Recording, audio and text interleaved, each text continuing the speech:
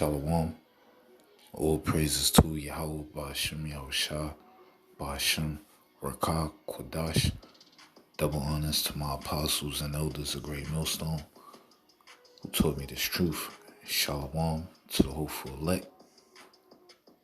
This is the brother YAHAWAH, and I will be doing a series on the book of Isaiah, chapter 63. Lord willing, this will be edifying.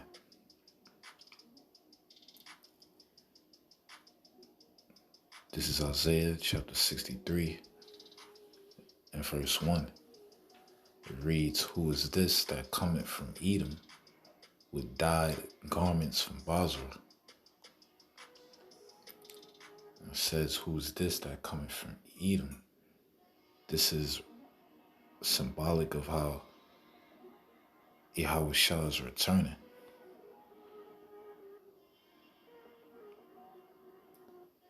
It says, with dyed garments from Basra.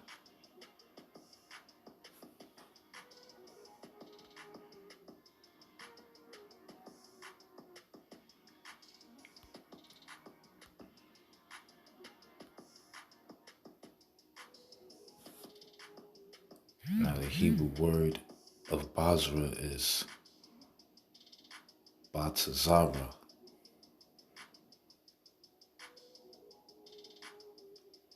It says a town in Edom. Now when it says with dyed garments from Basra,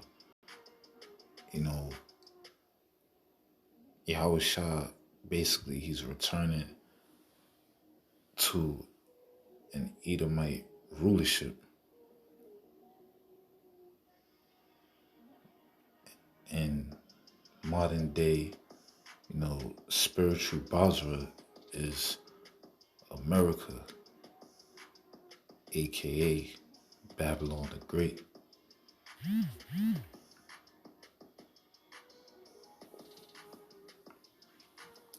it says with dyed garments from Basra. That represents the blood that YAHAWASHI is going to shed when he come to this Edomite rulership. I'll bring out some precepts real quick to back this up.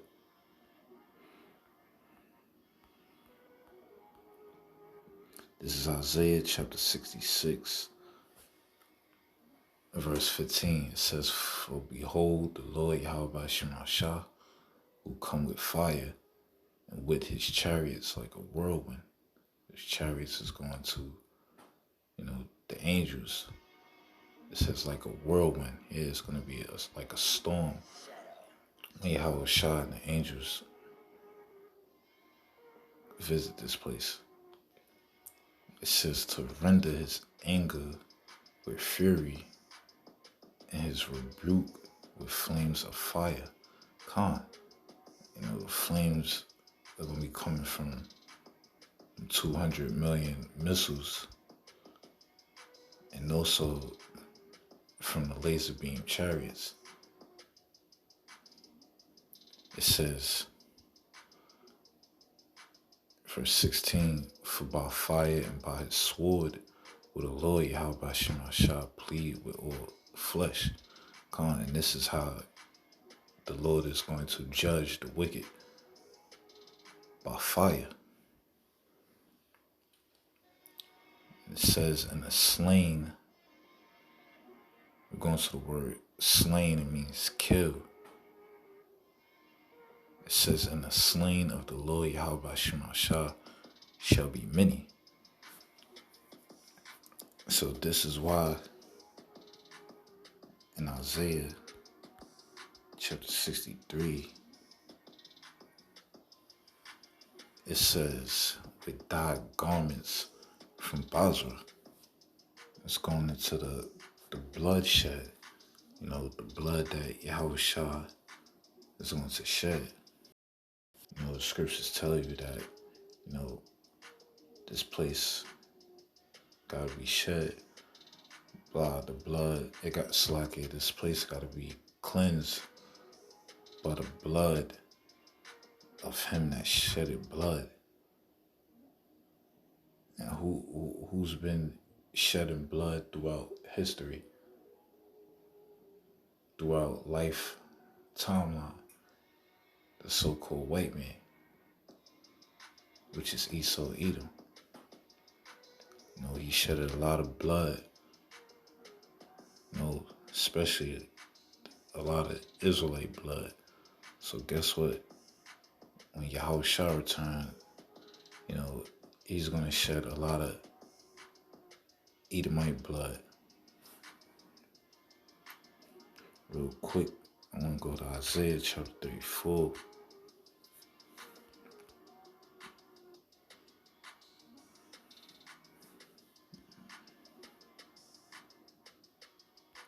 This is Isaiah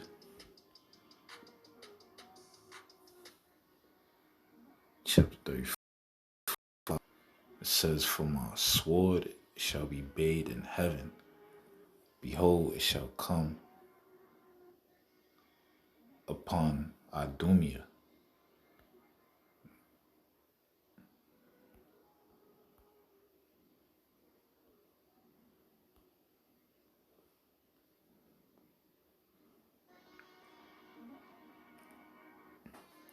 The Hebrew word for Idumea is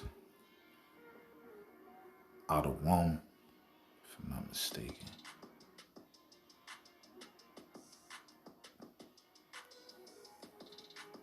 And it says a land of Edom, Idumea. So Idumea is also a land in Edom. So the Lord said he's gonna bathe his sword in heaven and shall come upon Idumea. It says, and upon the people of my curse to judgment. It says, the sword of the Lord Yahawashi is filled with blood. That's that blood he's going to shed. It says, it is made fat with fatness, with the blood of lambs and goats, with the fat of the kidneys of rams. So Yahawashi, when he returned, you know, he's going to shed a lot of wicked Israelite blood, you know, and a lot of heathen blood, right?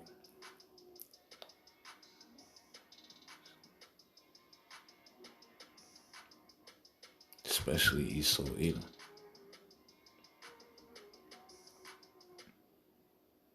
It says, for the Lord Yahawashi had a sacrifice in Basra and a great slaughter in the land of Idumea. So Yahawashi is coming to slaughter all the proud and all the wicked, you know.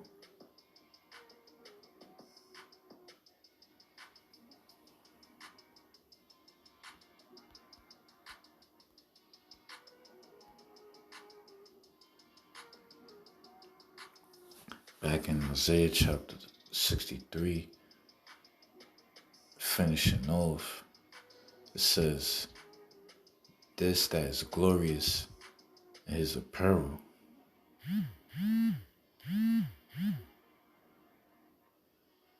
travailing, Slakia, in the greatness of his strength. I that speak in righteousness, mighty to save. And you know, Yahawashi, he's coming in great power and great glory, you know, real quick.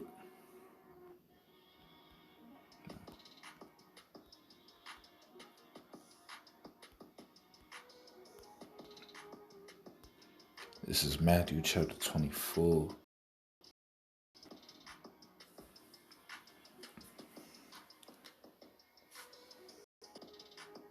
In verse 30, it says, "And then shall appear the sign of the Son of Man in heaven, and then shall all the tribes of the earth mourn." Come on. Everybody is going to be in fear when Yahawashi return. You know, scriptures tell you that the day of the Lord is dark and gloominess, right? The day of the Lord is not going to be peaceful. You know, he's coming with great wrath. He's coming with righteous anger, that indignation. And it says, "And they shall see the Son of Man," and Son of Man is Yahawashi, "coming in the clouds of the chariots of heaven with power and great glory." See? Backing up Isaiah 63. And it tells you in Isaiah chapter 47, verse 3, it says, "Thy nakedness shall be uncovered, yea, thy shame shall be seen." And it's talking about Esau, you know, Babylon the Great, you know, being exposed, you know, the daughter of Babylon. And it says, "And I will take vengeance, and I will not meet thee as a man." Why? Because Yahawashi is coming with great power and glory. He's coming as an angelic being, right? You know, our Lord is coming with great power.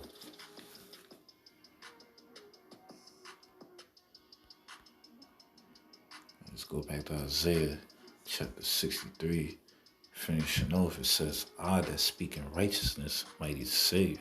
God, you know, and Yahawashi, he is mighty to save.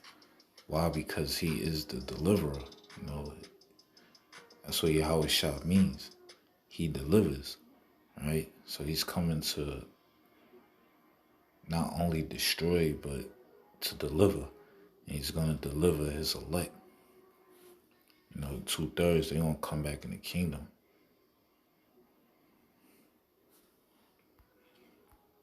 And it says, "Wherefore art thou red in thy apparel,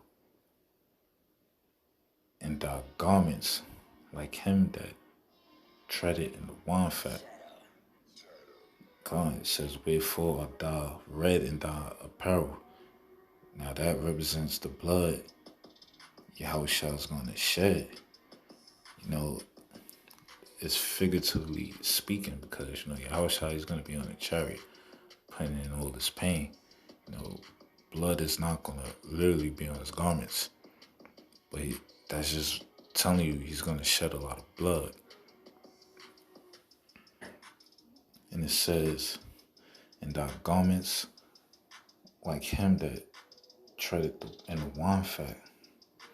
Now, real quick, let's go to Revelation.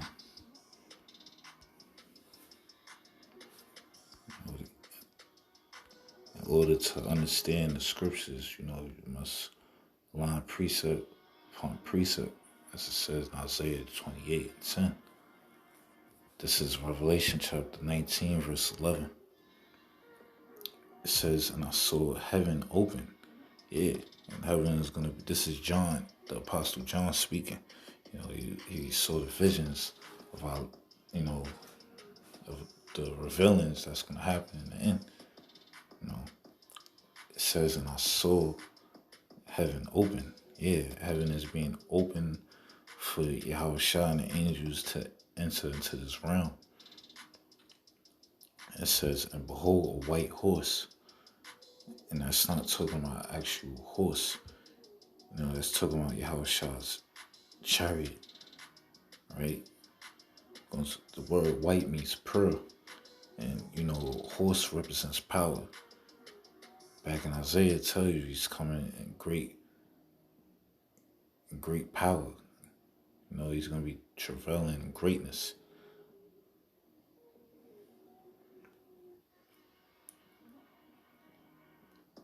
It says, and he that sat upon him was called faithful and true.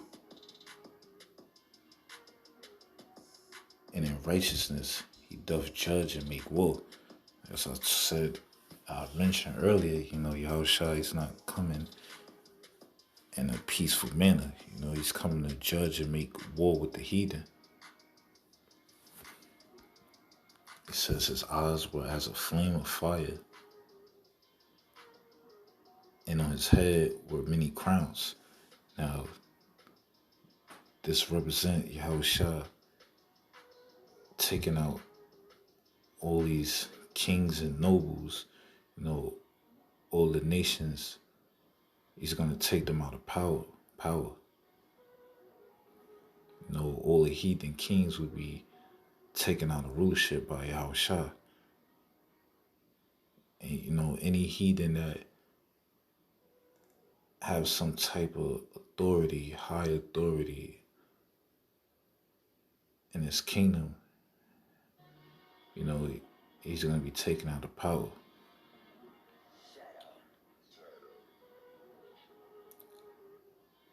It says, and he had a name written that no man knew but he himself, God. And this represents, his rank, his authority. No angel, no man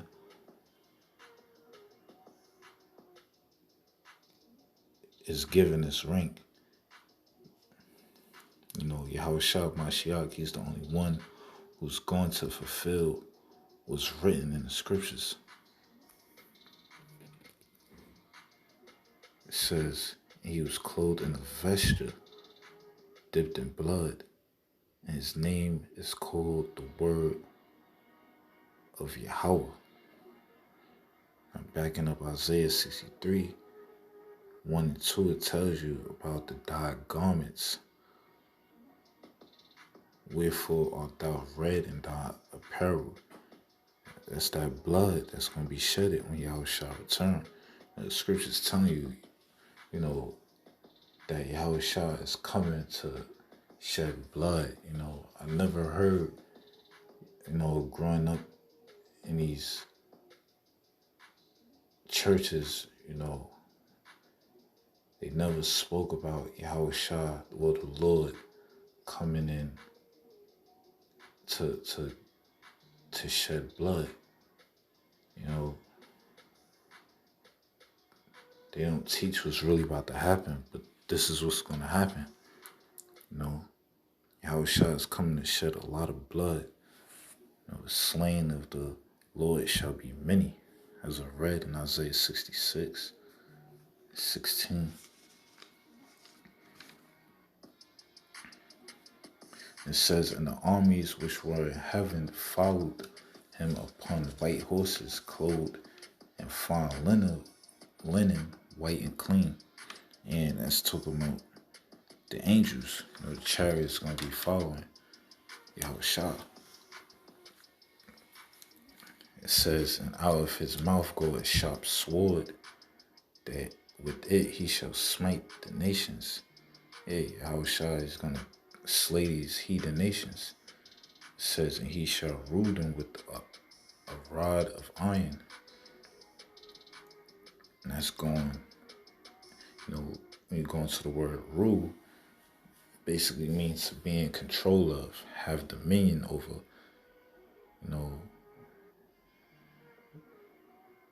to judge, to have order, to dominate. Yahweh Shah is coming to be in control, to have dominion. And it's going to be everlasting dominion. Because Esau Edom, he have dominion right now, but it's only going to be for a short time. It's only but for a moment. But when Yahweh Shah returns, he's going to rule He's going to have dominion forever and ever. It says, and he shall rule them with a rod of iron. And that's going into that rigorous rule, that royal scepter, right?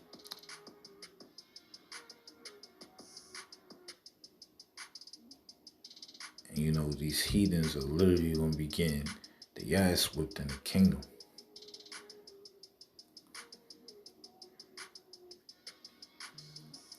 It says, and he treaded the winepress. And the winepress is basically something that is used to crush wine. It's like it's crush grapes to make wine, right? And you grapes, so you heathens, right? So you're going to be crushed when Yahawashi returns. It says, and he treaded the winepress with the fierceness and wrath of the almighty power. Come, Yahawashi, he's coming with fierce anger, you know, with that indignation, that righteous anger.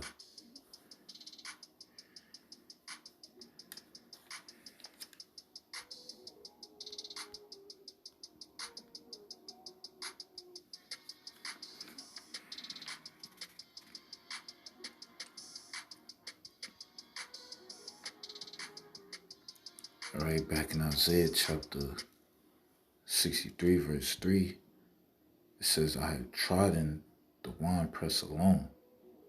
Come on, as I said, you know, Yahawashi is coming to destroy. You know that winepress is used to, you know, crush, you know, the grapes to make that wine. And basically, Yahawashi, he's that winepress. Going to the word trodden, it means to crush. You know, he said he had trodden the winepress alone. Come. And of the people, there was none with me. Yeah, because Yahawashi was going to be destroying. You know, the chariots are going to be gathering up the elect. You know, it's only going to be Yahawashi alone that's going to put in this work.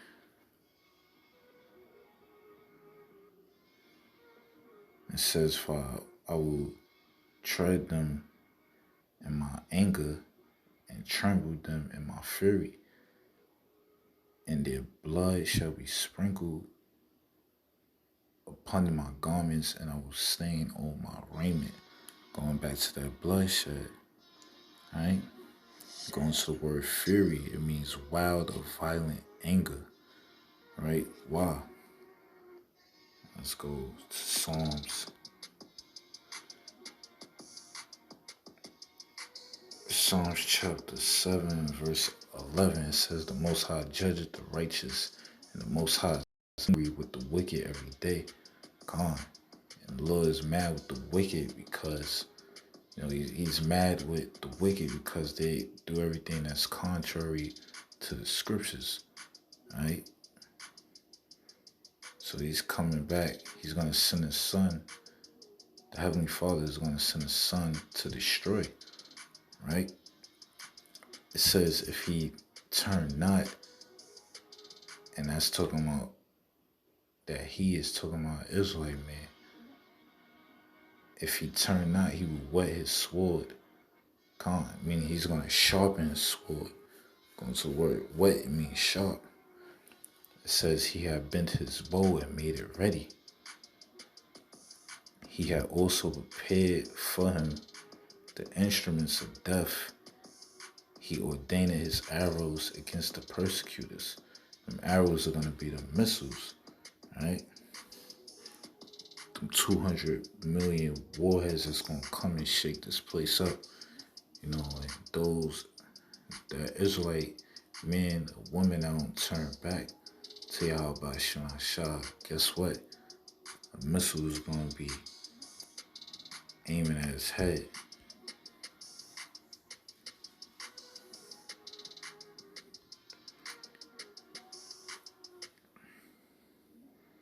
Back in Isaiah chapter 63,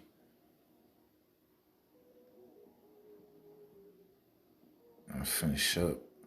It says, "And their blood shall be sprinkled upon my garments, and I will stain all my raiment." Now, real quick, because I want to give a clear understanding why this chapter is talking about so much blood being shedded. The first 3 verses, what you see is blood, blood, blood. But this is Ezekiel chapter 35, verse 1. It says, "Moreover, the word of the Lord YAHAWASHI came unto me, saying, Son of man, set thy face against Mount Seir, and prophesy against it." Now, Mount Seir is talking about Edom, right? Back that up real quick. This is Genesis chapter 36, verse 8. It says, "Thus dwelt Esau in Mount Seir." Esau is Edom.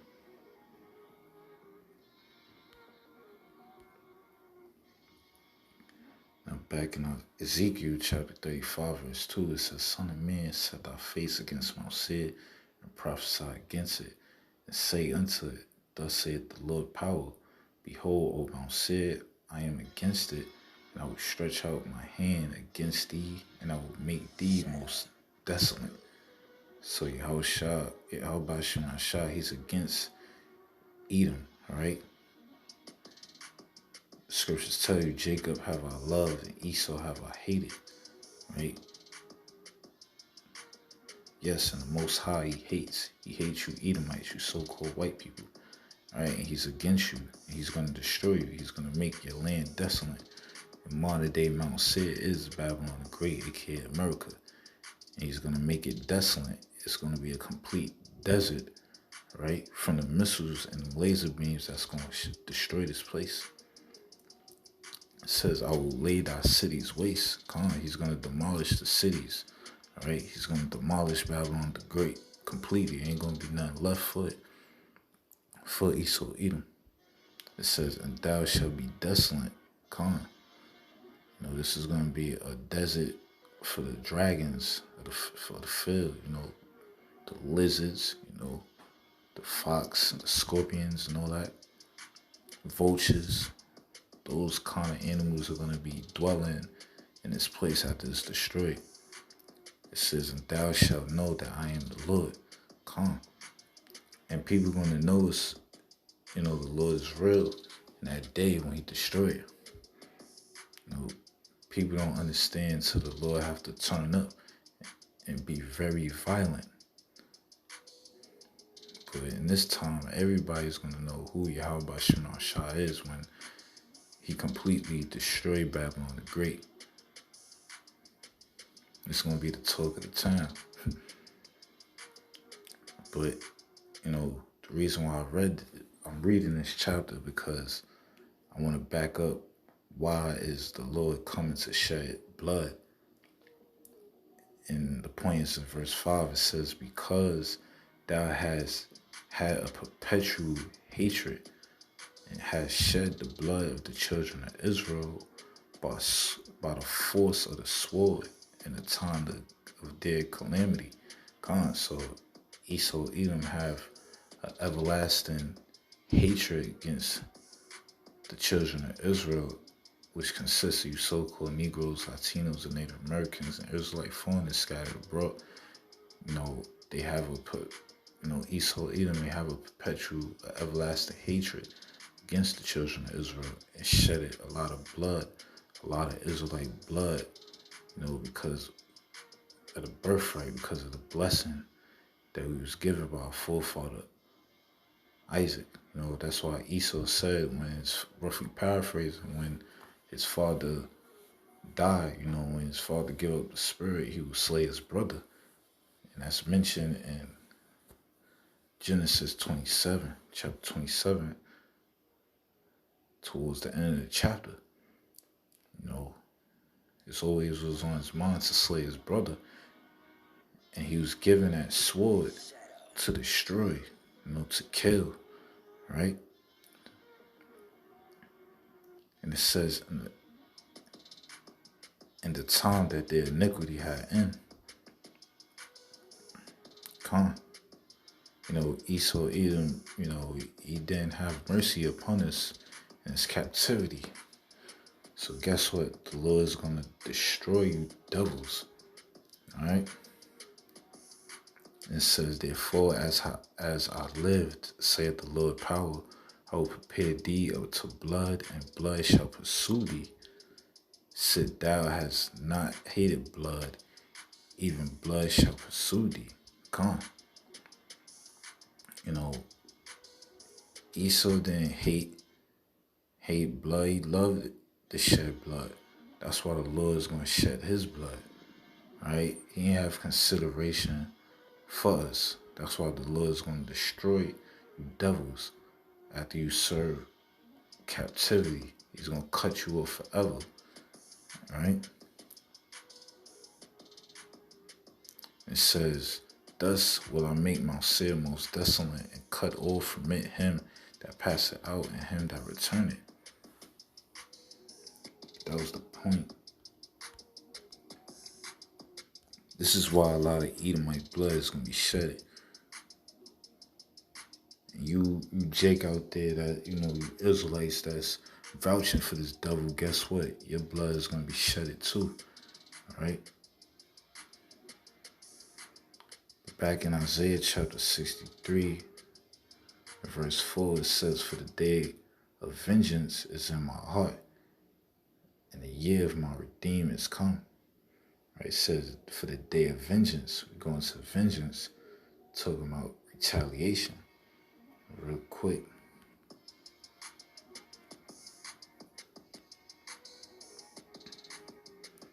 This is Romans chapter 12, verse 19. It says, dearly beloved, avenge not yourselves, but rather give place unto wrath, for it is written, vengeance is mine, I will repay, saith the Lord. So, the elect, we gotta just sit back and watch the show, because the Lord is gonna repay. He's gonna fight for us. Lord willing, we're the elect. He's gonna repay the wicked and destroy them for all they have done to his people. All right?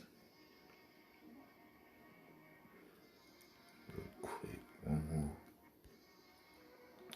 This is Luke chapter 18, and verse 7 says, and shall not the Most High elect, which cry day and night unto him, though he be alone with them? Come on. Shall not the Lord avenge those that cry day and night unto him, to bring judgment, all right, upon this place? It says, I tell you that he will avenge them speedily. That's why Isaiah says the year of his redeem will come, all right? And YAHAWASHI, he's coming, all right?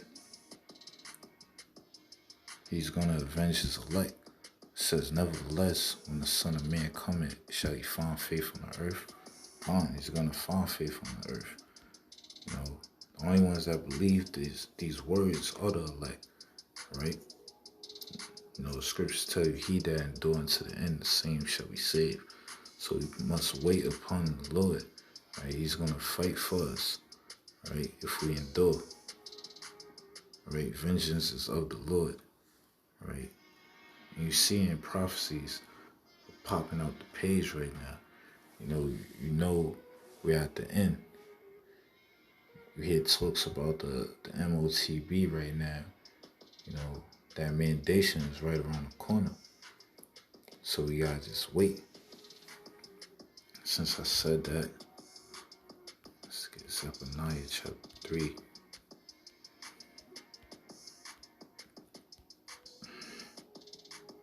This is Zephaniah chapter 3, verse 8. It says, therefore wait ye upon me, saith the Lord YAHAWASHI.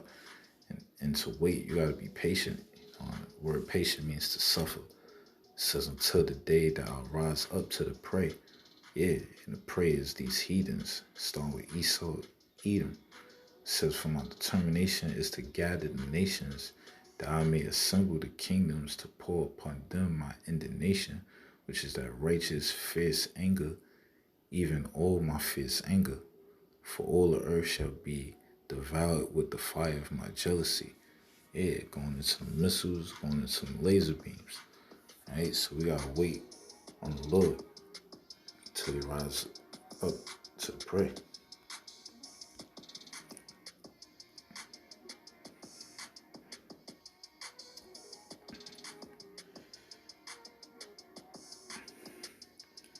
It says, Isaiah chapter 63, verse 5, and it says, and I looked, and there was none to help.